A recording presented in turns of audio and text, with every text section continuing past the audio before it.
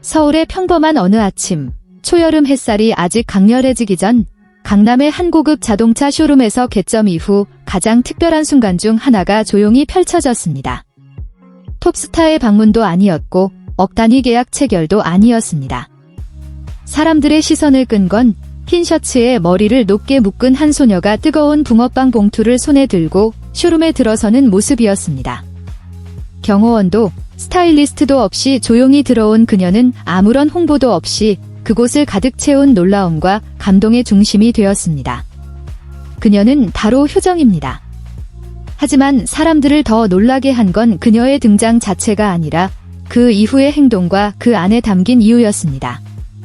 쇼룸 직원의 말에 따르면 그날 아침 낯선 번호로 한 통의 전화가 걸려왔고 최근 토크쇼에서 박서진이 언급했던 특정 차량에 대해 매우 구체적으로 문의했다고 합니다. 발신자는 이름을 밝히지 않았고 가족을 대신해 보러 가고 싶다는 말만 남긴 채 방문 예약을 했습니다. 그리고 도착한 소녀는 본인을 소개하지 않았으며 유명한 오빠의 이름도 언급하지 않았습니다. 그녀는 그저 조용히 말했습니다. 오빠가 자주 이야기하던 차를 직접 보고 싶었어요. 괜찮다면 선물하고 싶어요. 처음에 직원들은 귀를 의심했습니다. 단정한 옷차림, 조용한 태도, 어떠한 특별 서비스도 요구하지 않은 그녀가 고급 차량을 선물하려 한다는 사실에 모두 놀랐습니다. 그러나 그녀가 손에서 꺼낸 수첩을 펼치는 순간 모든 것이 달라졌습니다. 그 안에는 손글씨로 빼곡히 적힌 방송 일정, 출연료, 하루하루의 저축 내역이 담겨 있었습니다. 충동적인 결정이 아닌 수개월간 묵묵히 준비한 진심의 결과였습니다. 또 다른 직원은 이렇게 회상합니다. 그녀는 2시간 가까이 앉아 각 기능과 장점을 세세히 질문했습니다. 그런데 가장 인상 깊었던 건 그녀의 말이었습니다. 오빠는 5년 된 낡은 차를 아직도 몰아요. 그냥 잘 달리면 된다고 말하지만 저는 알아요. 어느 날은 고장나서 길 한가운데서 멈췄거든요. 오빠는 말 안 해요?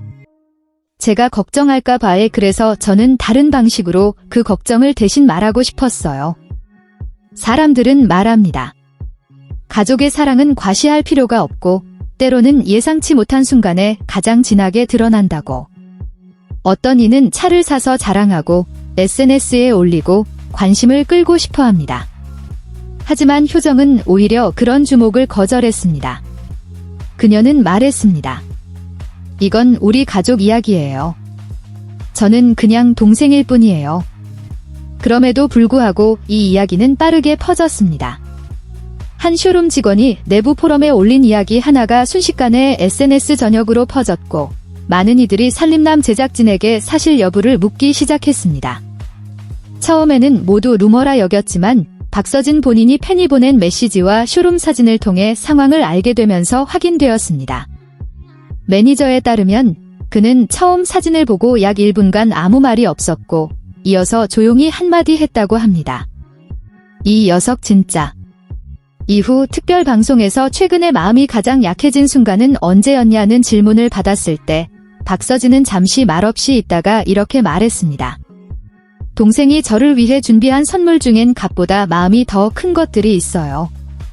그 선물은 저를 돌아보게 했고 누군가가 저를 위해 조용히 천천히 노력하고 있다는 걸 느끼게 했어요. 그 사실 하나만으로도 충분히 큰 감동이었습니다. 결국 차량은 판매되지 않았습니다. 효정이 마음을 바꿨기 때문이 아닙니다. 오빠가 이미 사실을 알게 되었다는 걸 듣자 그는 부담감을 느끼지 않게 하려고 조용히 계약을 취소했습니다.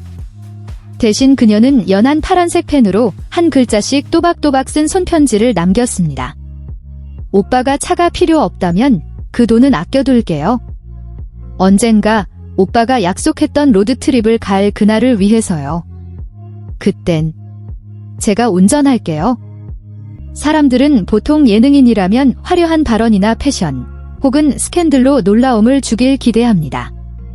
하지만 효정은 언제나 질상 속의 놀라움을 만들어냅니다.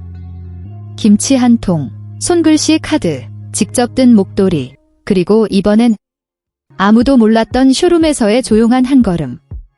카메라도, 조명도, 홍보도 없었습니다. 오직 깊은 사랑과 섬세함만이 있었습니다. 많은 이들이 이 이야기를 듣고 이렇게 말했습니다. 눈에 띄지 않아도 세상을 움직이는 사람도 있어요. 조용히, 그러나 진심으로.